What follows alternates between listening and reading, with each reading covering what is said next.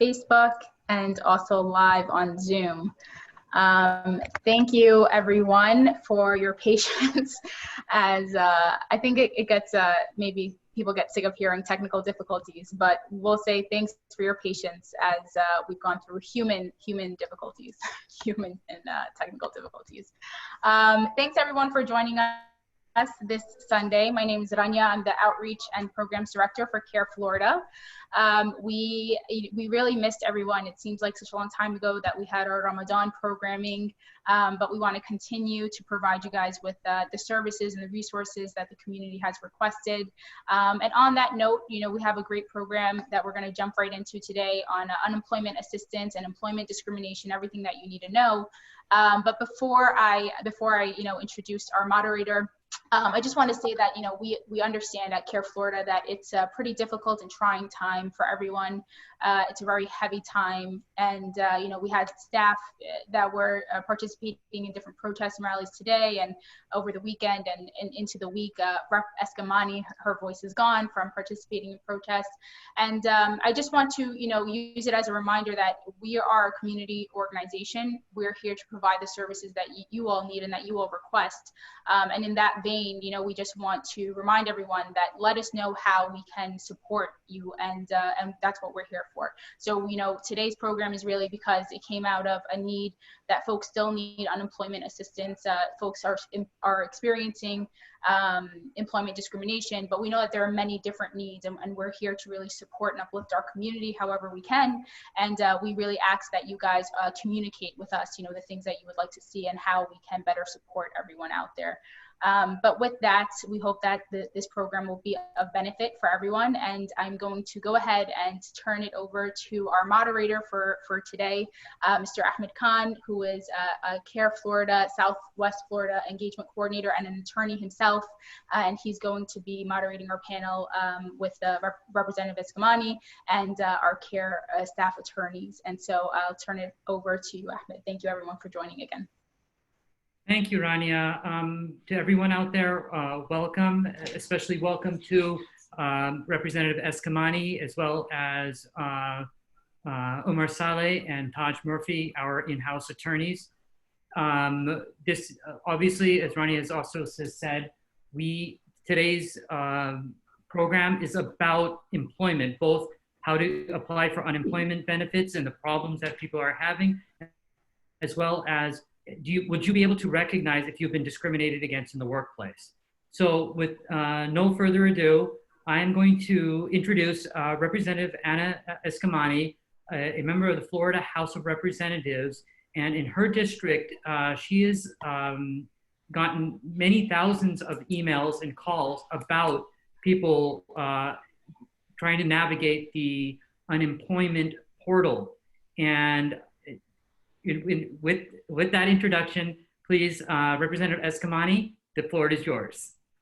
Thank you so much, and thank you to CAIR-Florida for hosting this event. And as was mentioned earlier, I did lose my voice participating in one of our Black Lives Matter protests here in Orlando, so I apologize in advance for my raspiness.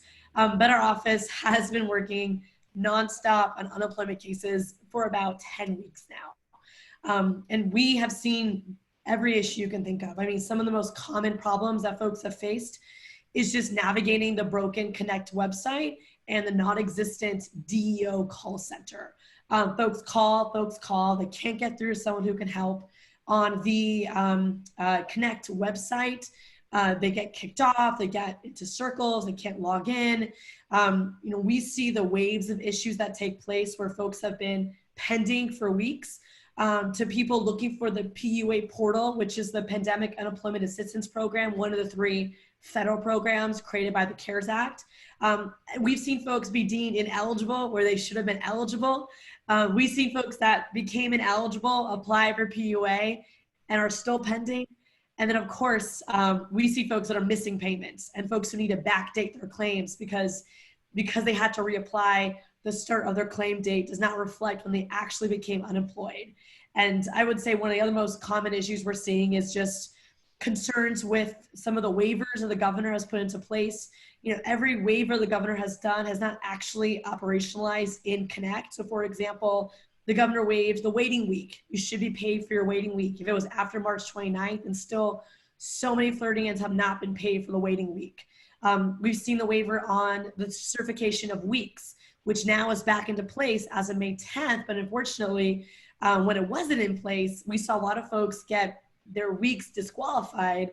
And to this day, we have folks who have disqualified weeks that should be qualified, but because of the Connect system not putting into place the governor's waivers, folks are feeling these type of challenges. And then finally, the work search requirement on having to look for a job, right now it's been waived, it's been extended till June 13th. But even with the extension, even with the waiver, it does seem that many Floridians have seen disqualification of their weeks because they're not doing the work search requirement, which they're not supposed to have to do. So we've seen these issues, we see patterns of these issues.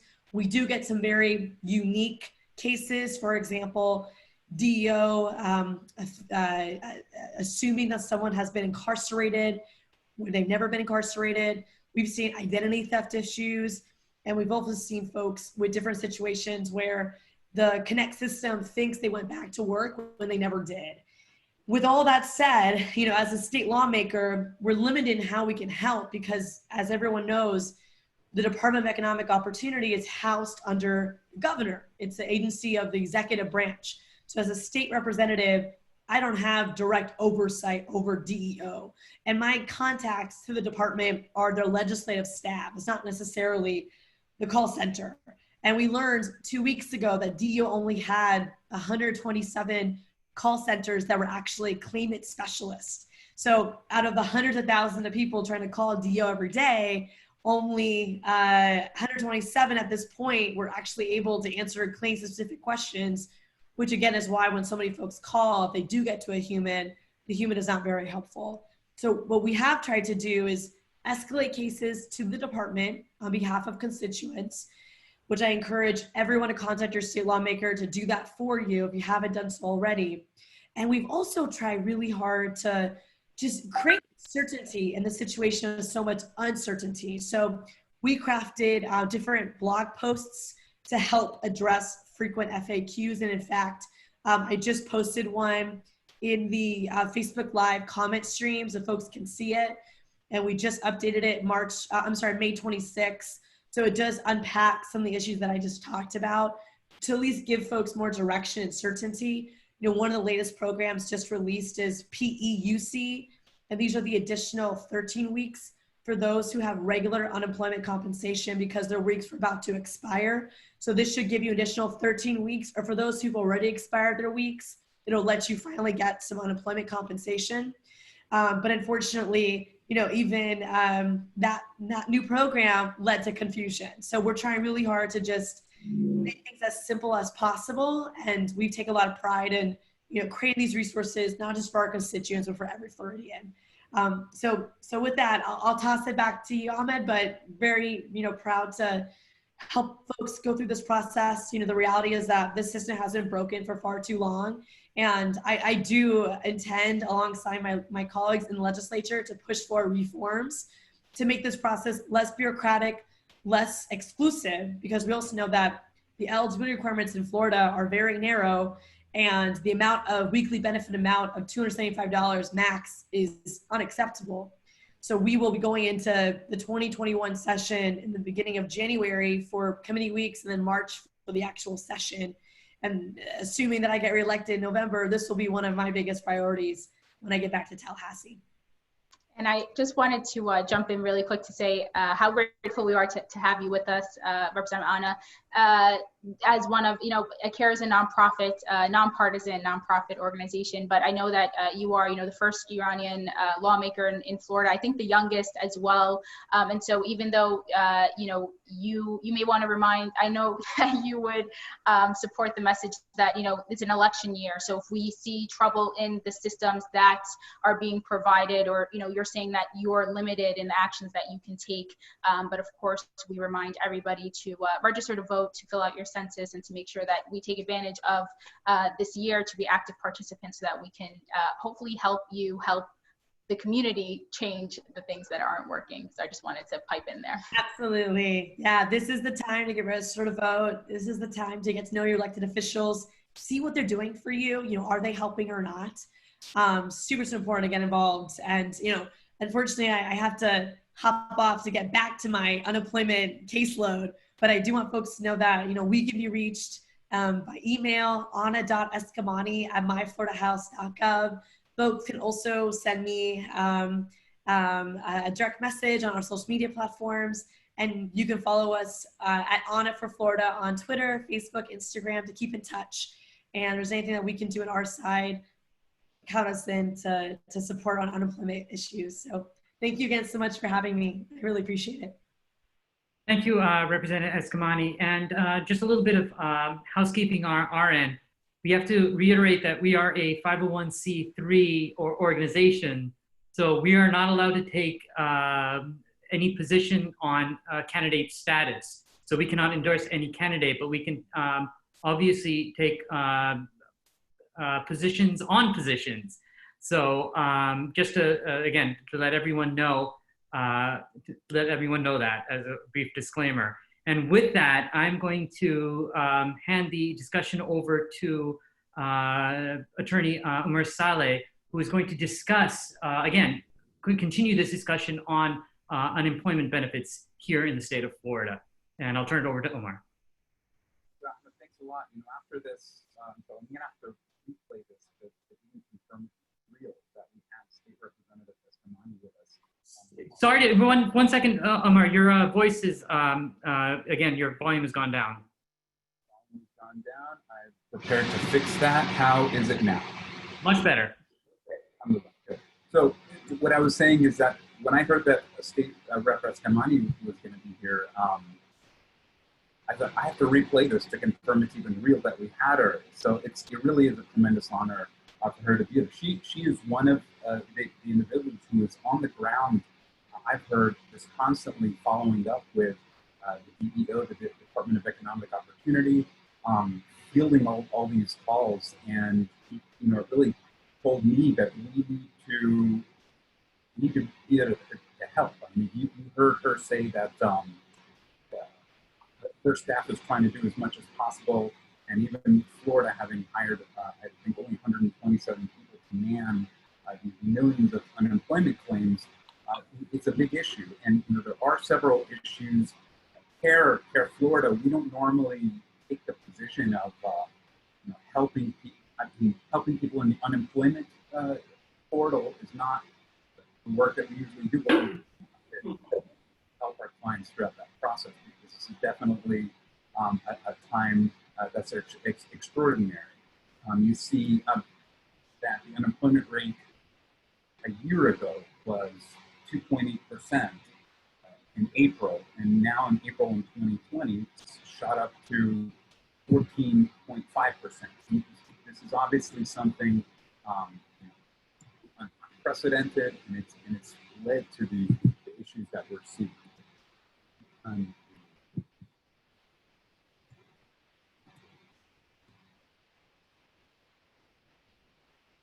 Obviously, the pandemic is one of the reasons why we're seeing this shoot up in unemployment.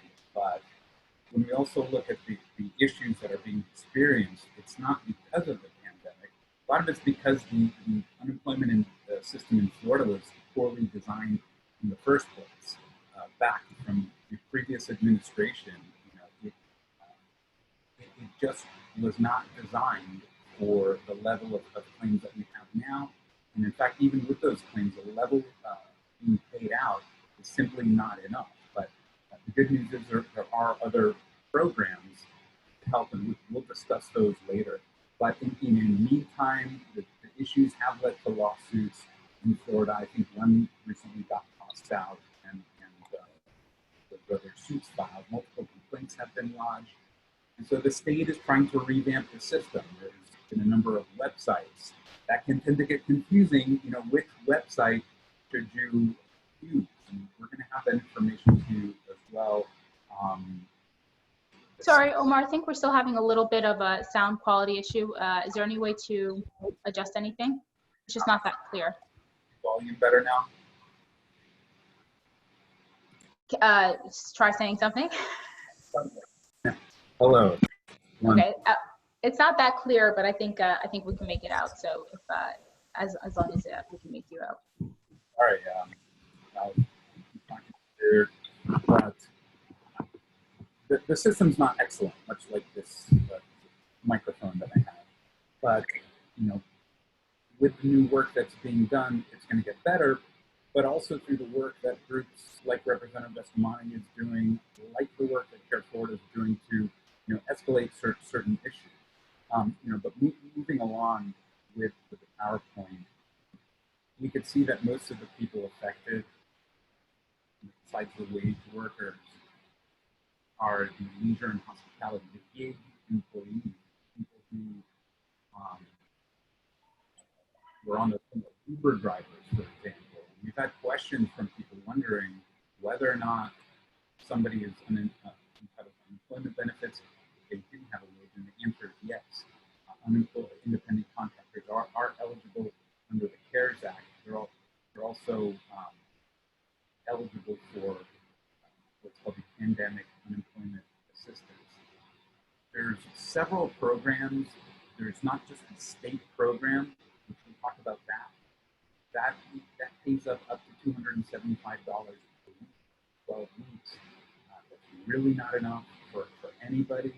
And that is why there's also federal pandemic unemployment compensation. That's the additional $600 per week, and it extends it for up to 25 weeks that you can receive that. For independent contractors who need to file a claim, you can now file it under the same website for the unemployment benefits. We did get questions about hacking, and it became confirmed that the unemployment system was hacked, and some people are concerned about their information, their personal information being shared, and that's understandable. The DEO is offering identity theft protection services. There are services like LifeLock, but there's also other services out there that right now the DEO is working to provide that. Several websites, but the most recent one right now is at floridajobs.org. That's where you can apply for the unemployment benefits, but also the pandemic unemployment assistance. I was telling you that I've been told here that I should close some windows, help with the sound. I'm sorry about that. How's my sound up? It's better. There is a website that's connect.myflorida.com. However, this would be for new claimants, and for existing claimants, it's actually not available, and it would redirect you. In fact, new claimants are redirected to the floridajobs.org website. This talk is mainly focused on unemployment rights, but we did want to give you a brief update as to what's going on right now. And you saw Representative Eskamani tell you just how many issues are happening. So, if you are having issues navigating the portal, definitely you can contact our office, and we can try to answer your questions. And if not, we can try to escalate for you. Representative Eskamani, they're taking thousands of calls and emails. We can only do so much as well, but we're here to help to do that. Everybody really plays a part, and I think she also does like weekly office hours talks, and she answers a lot of unemployment related questions. It's certainly going to be an issue that's going to be on the forefront. Unless we have any questions, which I don't see, or I don't know if we do, Ahmed, if you want to let me know. I saw a good article in the print page at times that did have a lot of good FAQs, but like I said, we just heard from Representative Eskamani. Her website also has some information. Also have a lot of information. This is mainly a Know Your Rights seminar, but we did just want to briefly come in and discuss current issues right now with unemployment assistance. Again. Thank you very much, Omar. I appreciate that. And to we know that, again, a lot of people are having these issues, but my recommendation to everyone who's out there, if you have problems on it, please do what Brother Omar has said. Bring it to our attention. We might be able to escalate it and get you some results that you haven't been able to receive on your own. And with that, we're going to segue over to the discrimination, employment discrimination portion of our program, which is going to be hosted by Taj Murphy, one of our employment rights, civil rights attorneys here based out of Orlando. And I will turn it over to him. I just add on to the intro as well. And just like Taj is just, you know, one of a kind and really hit the ground running with CAIR-Florida, and we're so happy to have him as well as you know, the programming here. I'm starting to work more with Taj and just realizing how lucky we are. Thank you. Well, thank you for that, Omar, and thank you for having me. You know, all the participants this evening, and we're going to briefly discuss your rights and employment discrimination law as it stands here in the state of Florida. Okay. First and foremost, your rights as an employee are codified with regard to discrimination in Title VII of the Civil Rights Act. Title VII of the Civil Rights Act protects employees and applicants of most all employers, federal, state, private employers. Anyone who has more than 15 employees are covered by the Civil Rights Act. And what the Civil Rights Act does is it prohibits discrimination in hiring, promotions, discharges, pay, fringe benefits, job training, classification, referral, and other aspects of employment on the basis of race, color, religion, sex, or national origin. As you think about the Title VII of the Civil Rights Act, we'd like to have you take a look at an example and make a determination in your estimation whether or not there was discrimination. This individual who contacted our office on one occasion said that I think that my boss has discriminated against me when he terminated me for being an hour late for work without calling ahead to let the office know that I'd be late. And our office is full of diversity, but everyone walks on pins and needles because our boss has a short temper and a low tolerance for any little work-related infraction. The week before I was terminated, he yelled at an African-American male employee for being more than 15 minutes late back from lunch. The week before that, he dropped a folder of blank paper on a Jewish female's desk because he did not order enough ink for the office. It's like he has it out for all of us. No one is safe from his wrath. There are others who have been late to the office. I'm not the only one, but I am the only Muslim in the office. I only know of 2 other people being terminated for being late, and I feel like the boss had it out for them too. 2 guys, one African-American Christian and one Caucasian Christian. He treats us like his children, no matter of our age, race, religion, or national origin. And when he's had enough of us, he just lets us go.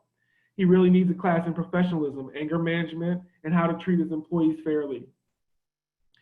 As you take a look at this example, you want to be able to go through and you want to see what examples there were or what details there were that may or may not have been discrimination on the basis of race, religion, sex, or national origin. Maybe Taj, to make it a little interactive, maybe we can, as I know we have a few examples throughout the presentation, so maybe we can actually ask those on the Zoom call to type into the chat box. Do you think that this would be employment discrimination, yes or no? And for those joining on Facebook as well, feel free to go ahead and put it in the comments. What do you guys think? Because this will help us to see, you know, where our biases are and how we can change how we think of employment bias. So let's take a quick second and just put that into the chat box or put that into the comments. What do you guys think? Would this be a case for employment discrimination? Wonderful. And Taj, is this based on a case that you've done?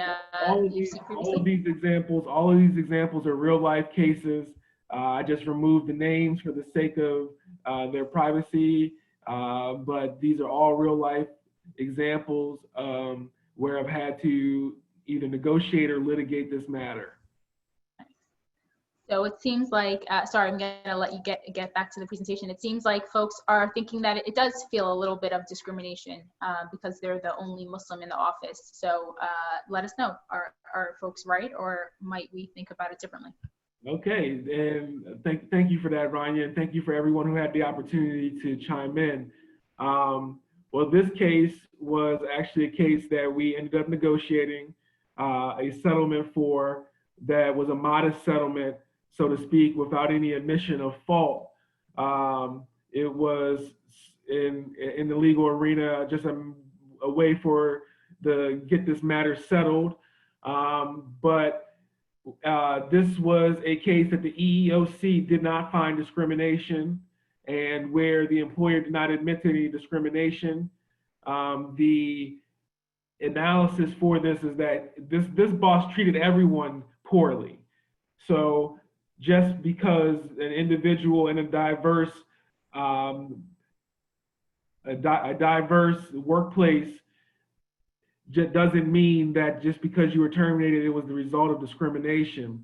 You really have to look at the fact that he treated everyone poorly and treated everyone alike, and it didn't matter what their race, religion, sex, or national origin was. There were examples in there where he had done something to an employee who covered all of those characteristics. So although we were able to negotiate a settlement in this case, most likely had we had to litigate this case, this would be an example where it'd be unlikely there'd be a finding of discrimination.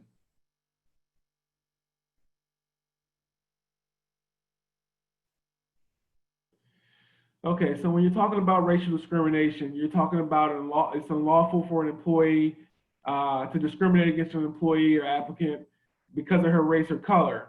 And that's in the hiring, the termination, promotion, compensation, job training, or other terms or conditions of employment.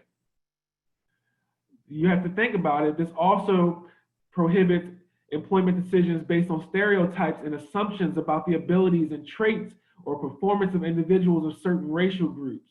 To classify a group of individuals and say that maybe they're lazy and therefore not qualified to do labor-intensive work would be an example of discrimination.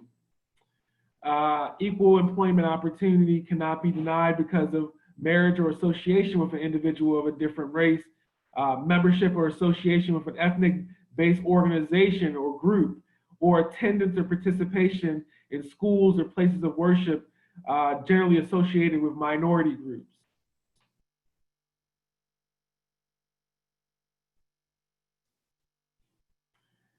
Title VII violation, discrimination on the basis of immutable characteristics associated with race, such as your skin color, your hair texture, or your certain facial features also violate Title VII. Even if all members of the race do not share that characteristic, excuse me. It also prohibits discrimination on the basis of a condition that predominantly affects one race unless the practice is job related or consistent with a business necessity. For example, a policy that an employer does not hire individuals with sickle cell anemia would be discriminatory against African Americans, as would a clean shaven policy would also be discriminatory against African Americans who suffer from severe shaving bumps as a result of using a razor. Harassment on the basis of race and color violates Title VII. Ethnic slurs, racial jokes, offensive or derogatory comments, or other verbal and physical conduct based on an individual's race constitutes unlawful harassment if it creates an intimidating, hostile, or offensive working environment or interferes with an individual's work performance. And that's very important, that it interferes with the work performance. The court is less inclined to find discrimination where there was no harm done. And when I say harm done, there was no inability of the employee to complete their work as a regard or in regard to the harassment that they face. An individual who faces harassment with no harm may may prevail on the merits in litigation, but would not be entitled to damages because there would be no harm done. Just a quick question for you, Taj. Of course. When these the type of discrimination you're talking about now, how prevalent is this type of discrimination currently in the sphere of what you're dealing with? Is this something that is really prevalent in the country or in Florida today, or is this not as prevalent? Well, I would say in my experience as an employment attorney here at CAIR-Florida, I deal less with racial discrimination, more with religious discrimination-based cases where there are requests for accommodations, and we're going to address that kind of material a little later in the presentation. But race is a major characteristic and factor of discrimination that the court considers, and because there's so much case law on the issue, it's quite clear where the lines are drawn in the sand regarding this issue. Thank you. I just want to get some clarification on that. Thank you. Some examples of Title VII violations are like physical isolation of particular racial groups or religious groups, assignments based on race, policies that exclude members of one group from particular positions or group, or characterize employees or jobs so that certain jobs are generally held by members of one group. So where, you know, all of the clerical staff is one race and all the management staff is one race, you would have a possibility of a Title VII violation in a case for discrimination. A practice of coding resumes. If you go back, Rania, go back one more. Just want to talk about coding resumes is could be evidence of discrimination. Coding resumes means that you ask for the biographical information when you accept the resume, and an employer using that biographical information to make their selection may be evidence of discrimination. It's also important to note that it's unlawful to retaliate against an individual for opposing employment practices that discriminate based on race, color, or for filing a discrimination charge, testifying, or participating in an investigation or proceeding under Title VII. I think that it's really important to understand the retaliation piece. You can go to the next slide, Rania. It's really important to understand the retaliation piece because you should be encouraged to report what you believe to be discrimination to your employer, and be encouraged to do that. And it lays a paper trail later on if you have to litigate the issue in a court of law for your attorney, such as myself, to say that the employer was on notice of what this issue was and did or did not act in a certain way. Next, we like to move on to discrimination on the basis of national origin. Go back one slide. National origin discrimination means treating someone less favorably because of where she comes from, where their ethnicity or accent lies, or because they're believed to have a specific ethnic background. National origin discrimination also means treating someone less favorably at work because of their marriage to someone who is of a particular nationality.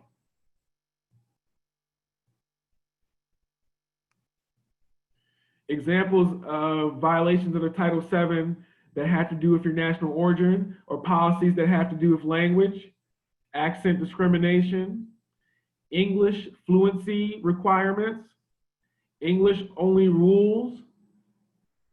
Now, in the case of English only rules, an English only rule may be used if it's needed to promote the safe and efficient operation of an employer's business, but it's unlawful for an employer to state that only one language may be spoken in the workplace amongst the employees if it doesn't have to do with furthering the employer's business. It's important to note for individuals who are not citizens, Title VII and the anti-discrimination laws prohibit discrimination against individuals employed in the United States in totality. That means that even if you are not documented, you're still protected under discrimination laws. However, relief may be limited if you do not have the proper work authorization. Taj, can you maybe give sort of an example of that?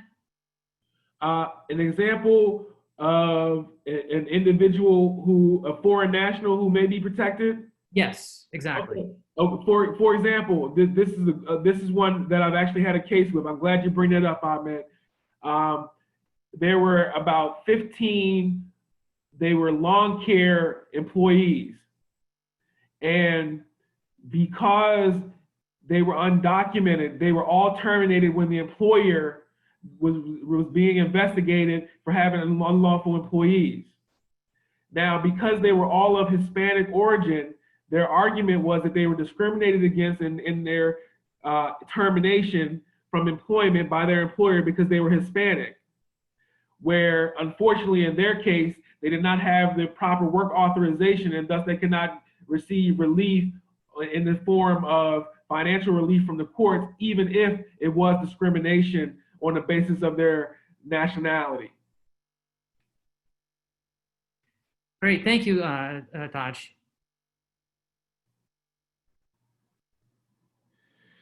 Is now a big part of my work that I do is religious protections.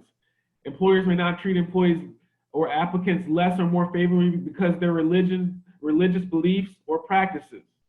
For an example, an employer may not refuse to hire individuals of a certain religion, may not impose stricter promotion requirements for persons of certain religion, and may not impose more or different work requirements on an employee because of the employee's religious beliefs or practices. Employees cannot be forced or not participate.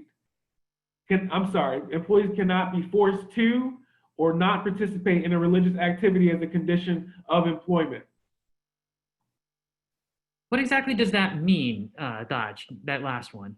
So the last one means is that if, for example, we're going to talk about it a little later on in the presentation, but there was a case where a barbershop owner, and we'll talk about it a little bit later, but the barbershop owner was very outwardly Christian in his presentation to his employees and his replicas and the like within his barbershop, which he has every right to do.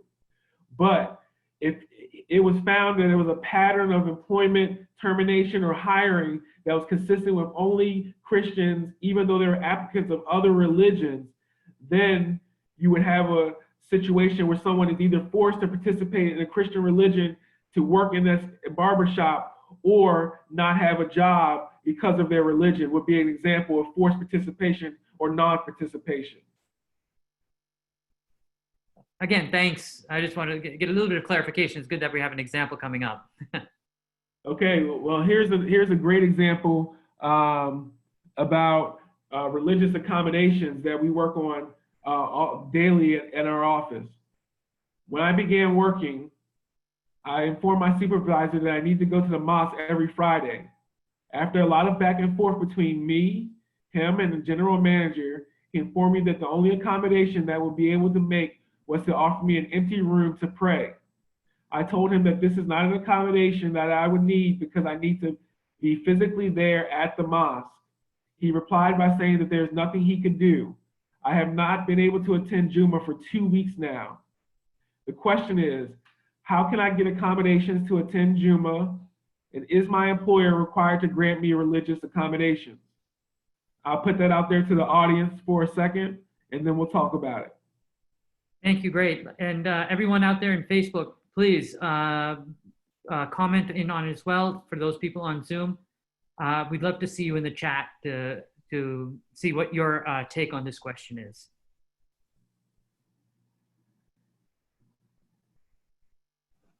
And I know that, you know, for Muslims especially, this is such a huge issue, right? This is something that comes up often with employment cases because for men, they're mandated to attend Friday prayers, right? So that can be a big complication. And I know that also sometimes being in the office with you, Taj, you know, sometimes there's an agreement of what will happen prior to work starting, and then once work starts, like things will change, or you don't have as much flexibility with your schedule. So I'm interested to hear actually the outcome of this case. Oops, I'm sorry, I keep messing up our presentation.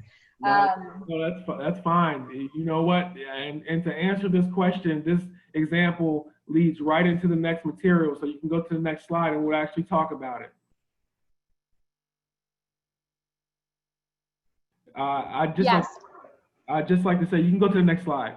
And then we did have a few comments come in, so asking that, so provided that the employer has 15 or more employees and it doesn't cause the employer undue hardship, is that the standard that has to be met? So let's find out.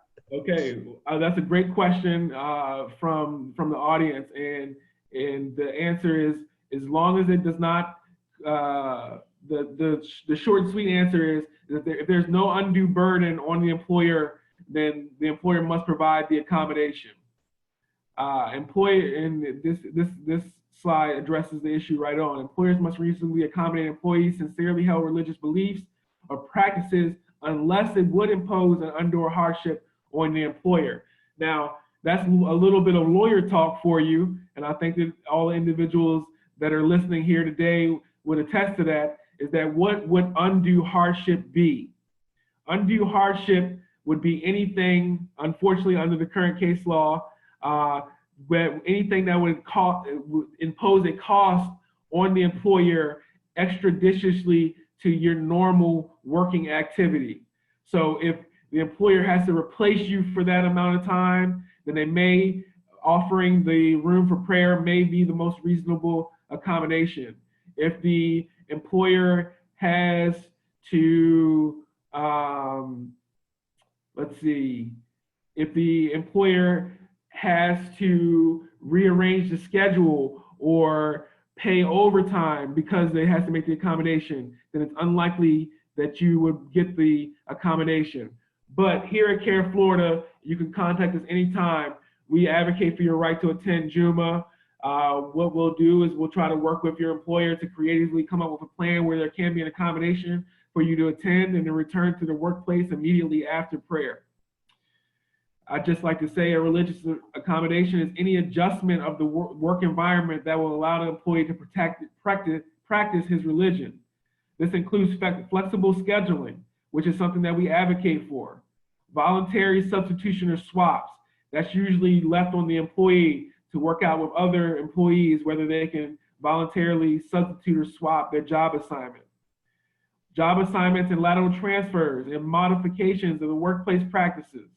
Policies and procedures are examples of how an employer might accommodate an employee's religious beliefs. As I said, an employer is not required to accommodate an employee's religious beliefs and practices if doing so would impose an undue hardship on the employer's legitimate business interests. An employer can show the undue hardship of accommodating the employee's religious practices requires more than ordinary administrative costs, and that's a minimal burden they have to beat. Diminishes efficiency in their jobs or infringes on other employees' job rights or benefits, impairs the workplace safety, or causes coworkers to carry the accommodated employee's share of potentially hazardous or burdensome work. Now, I'm going to be honest with you, a lot of these examples or a lot of the cases that we have come from the service and the technical based industries where individuals are doing manual labor or working machinery, where you have to be in the place of employment to work, is where you run into a lot of these issues. Where employers give employees the ability to work from home or flexible work schedules, you don't really run into these issues. But if you are being employed, like Rania said, it's important to speak with the employer upfront about the accommodations that you need, and to work out a way for you to utilize those accommodations while you're employed. You would hate to have to go into a job thinking that you had the freedom to attend Juma, for example, and then when you start the job, you're told that you're tied to your desk on Fridays all day long, and you won't have that hour-long break that you need to attend Friday prayer. And I'd also like to say that in the sense of flexible work schedules, a way to utilize your lunch break for your religious activity is a good way to for the employer to accommodate you, and either extending that lunch break or changing the hours of that lunch break are ways, flexible ways for employers to accommodate employees and their religious beliefs. Employers, let's say, go back one slide real quick before we do this example. Employers must take steps to prevent religious harassment of other employees. Employer can reduce the chance that employees will engage in unlawful religious harassment by implementing an anti-harassment policy or having an effective procedure for reporting, investigating, and correcting harassing conduct. I again just like to bring up the importance of reporting harassment, reporting discrimination to your employer while you're employed. After you're terminated, after you've been laid off, it's so hard to establish the necessary evidence that you need to prove discrimination when you did not speak up for yourself when these allegations were happening to you. You have to. Really quick, Dodge, I want to really stress this point a little bit. When a person thinks they're suffering discrimination in their workplace, and they must feel a little bit nervous because very likely they're being harassed by someone at least a step above them. So what do you recommend them? Because I know that you said they have to make a record of it, but would you recommend them to speak to someone who has experience like someone like an attorney from CAIR or someone else before they file something with their employer? I would always ask the individuals that are suffering from discrimination to contact our office before they engage in any activity that would jeopardize their employment or that would, let's say, ruffle any feathers in the workplace. But my advice to them would be to file a complaint with their human resources office, naming the individuals that were responsible for the harassment or the discrimination, because it prevents, we're going to talk about it a little bit later in the presentation, but it prevents retaliation. And that retaliation is compensable from the company. Now, it may not save your job, so to speak, but if they had to pay you $50,000 because they made a decision today versus you working 365 days a year, unfortunately, the math works out in your favor.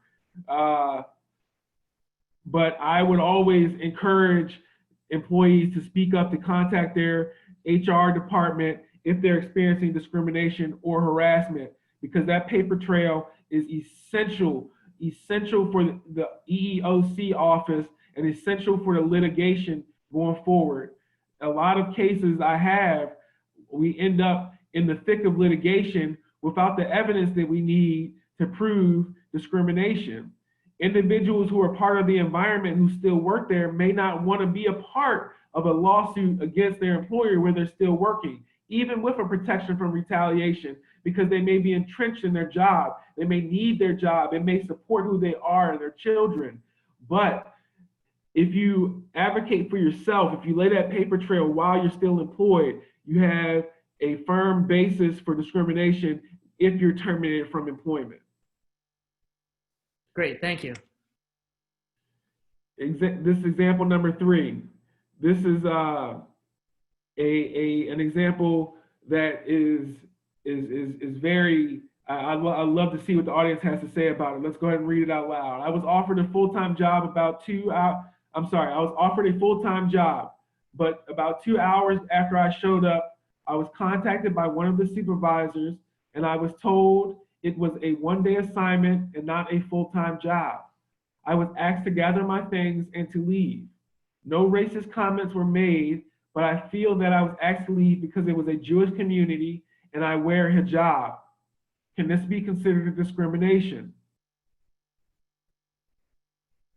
I'd like to post that question to the Facebook audience and to the Zoom audience. So it looks like, yes, it should be. And also, just want to, I actually had a personal experience close to this. So if you can touch on maybe the importance of having everything in writing. So for example, they were offered a full-time job, but was that in writing or was that, told verbally? But let us know if we're right about that or not. Okay, so to be quite honest, you would need more details to figure out if this one was discrimination. The fact that it was a Jewish community and that an individual who wore hijab and was clearly Muslim is circumstantial evidence that there may have been discrimination, but as is said in the example, there was no direct evidence of racial or religious-based comments. I'll just let you know quickly from our from the chat that we have one person saying yes, and another person saying that it's indirect proof. So it's exactly what you're saying. It's not exactly clear about discrimination in this case. Definitely. So yes, this is one that you would need more facts to make a determination on whether it was discrimination. And I just want to let you know, we just have a few minutes left. So if it's possible to go through some of what you think is the most important slides in the remainder, that would be great. So we can take some questions if we have any from the audience at the end. Okay, so we'll just briefly touch on retaliation. An employer may not fire, demote, harass, or otherwise retaliate against an individual for filing a charge of discrimination. That's what I was saying, that you have protections once you file those charges of being retaliated on the basis of filing that charge. You can go to the next slide. An adverse action is an action taken to try to keep someone from imposing a discriminatory practice. Okay, these do not include petty slights or annoyances such as negative comments or otherwise positive or neutral evaluation or snubbing a colleague or anything like that. Okay, even if the prior activity is, even if the protected activity was alleged wrongdoing by a different employer, retaliatory adverse actions are unlawful. For example, it's unlawful for a worker's current employer to retaliate against him for pursuing an EEO charge against a former employer. So for example, if you were hired by Corporation X and Corporation X found out that you had filed EEOC charges against Corporation Y and they terminated you, that would be an unlawful retaliation under Title VII. You can go to the next slide, Rania. Covered individuals basically are all individuals who take action to notify their employer of the discrimination based on race, sex, religion, national origin, age, or disability. Okay, you can move to the next slide. And protected activity, as you can see on the screen, is any activity that you take to put your employer on notice of the discriminatory actions that you're facing. Complaining to anyone about alleged discrimination, discrimination against oneself or others, threatening to file a discrimination charge, picketing in opposition to discrimination, or refusing to obey an order reasonably believed to be discriminatory are all protected activities. Just to touch on discrimination based on sex a little bit, sexual harassment includes practices ranging from direct requests for sexual favors to workplace conditions that create a hostile environment for persons of either gender, including same-sex harassment. A big issue is pregnancy-based discrimination. An employer cannot discriminate against an individual because they are pregnant or because they are returning to work from pregnancy. They have to be treated like any other individual with a disability at work.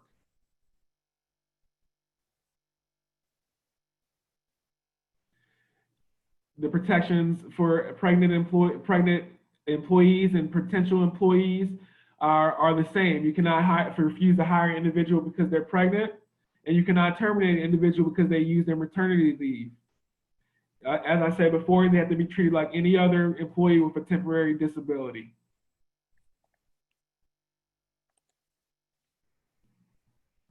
This example, I think, is very Hopefully we can get a lot of participation on this one. I'm going to read it very quickly.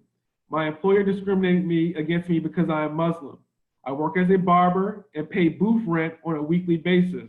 That's an important fact. There aren't many rules for the barbers other than common courtesy. I make my own hours. I do not receive a payroll check, and I pay for my own health insurance. My employer was vocal that he believed that the United States is a Christian nation and that other religions were corrupting old-fashioned Christian values. He has crosses hanging in the barbershop, as well as a mural commemorating 9/11 mounted on the wall. He constantly complained that Muslims were taking the jobs of good Christian workers, and he treated me differently to other employees. For example, the barbershop was closed on Christian holidays, but there was no observation of Muslim holidays. He terminated my contract after he found out that I was Muslim, but he lied in the termination letter saying that I had violated the employment agreement. I have found on his Facebook that he has a tattoo of the images of the World Trade Center towers previous to 9/11, accompanied by the message, "Never forget."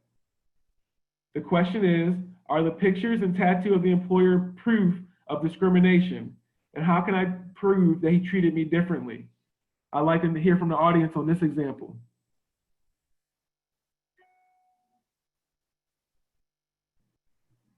Well, I'll tell you one we got in the chat is yes, direct proof here. How is, what do you think? Now this is a very good example for us to brainstorm and think about. There are direct statements and direct evidence of discrimination here. For example, the statements that the United States was being corrupted by other religions would be a discriminatory statement. But we had to start at the beginning. The first and foremost thing is this individual an employee as defined by the statute? Because he does not receive a payroll check, he pays rent, he's a contractor, so to speak. So the first hurdle that we would have to get over is we would have to prove that he's actually an employee as defined by the statute to determine whether or not he could be discriminated against under Title VII. Now, like I was saying before, the crosses hanging in the barbershop, as well as the mural commemorating 9/11, may be circumstantial evidence of discrimination if individuals who are not Christian are treated differently. The being closed on Christian holidays and not being closed on Muslim holidays would be an issue that would be up to litigation, because it's within employers' right to determine what days the employer's business is going to be open. So that evidence is circumstantial, and it would be necessary for the jury to decide what side of the fence the discrimination would lie on. Now, the crux of the issue is definitely terminating the contract. Was it really because the individual was Muslim, or was it because there was a violation of the employment agreement?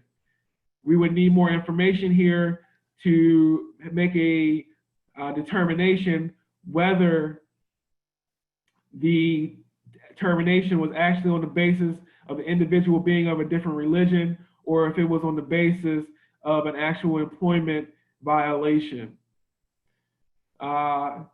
Again, here to prove discrimination, to answer the question directly, I think that to obtain direct evidence, you would have to actually confront the owner either in writing, most favorably in writing, I would hope in writing, because you would protect yourself from retaliation in that way, to prove that there was some discrimination being taken place by questioning the behavior of the employer before the termination occurred.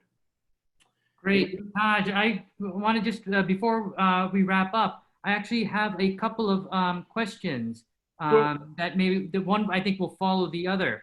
The first is, I know that you mentioned filing a legal complaint or asking for an accommodation.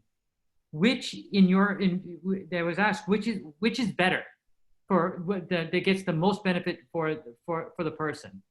I think that you were absolutely right when you said that one of these issues follow the other.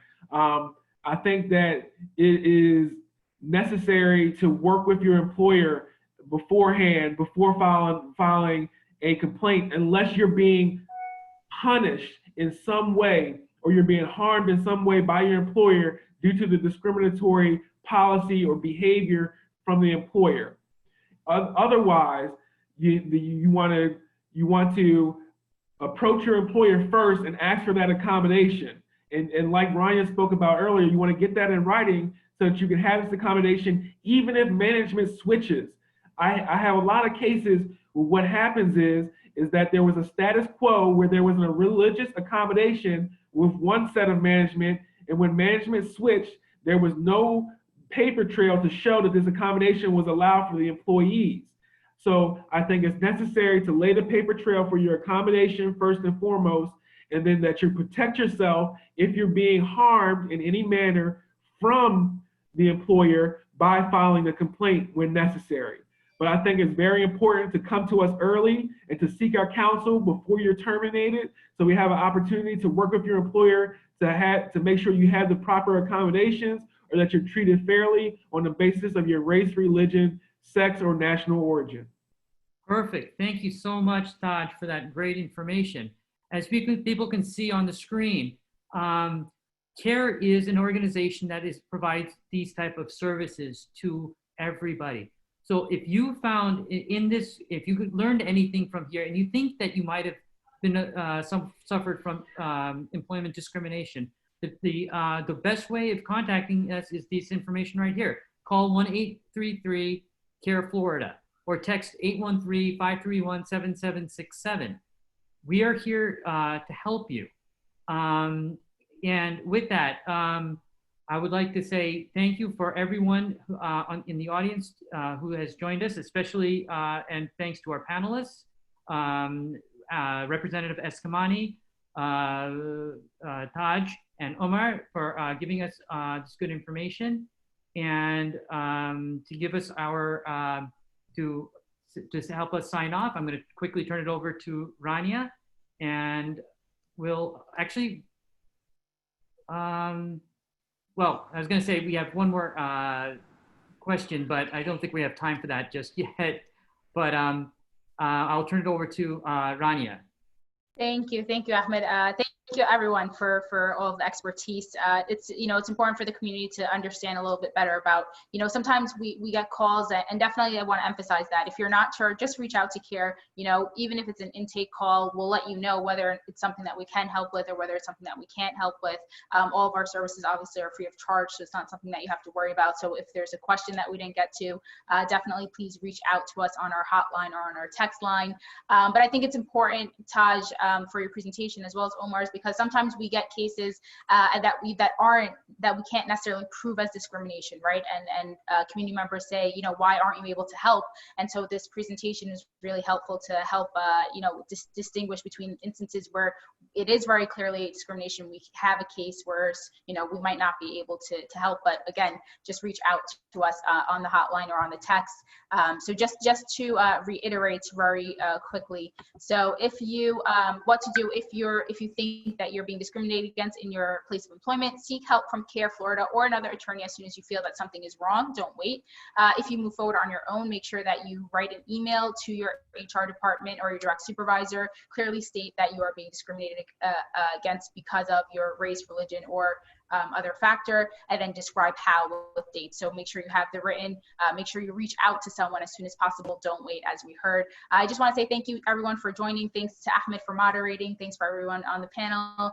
And we have more trainings and workshops coming your way. Know your rights when it comes to law enforcement, know rights when it comes to school place discrimination or anything like that. And again, we are open, our lines are open to let us know what you most want to see and what would be most helpful for the community, as we can support everyone during these trying times. So thank you everyone. Hope you enjoy the rest of your Sunday, and we will see you soon. Take care.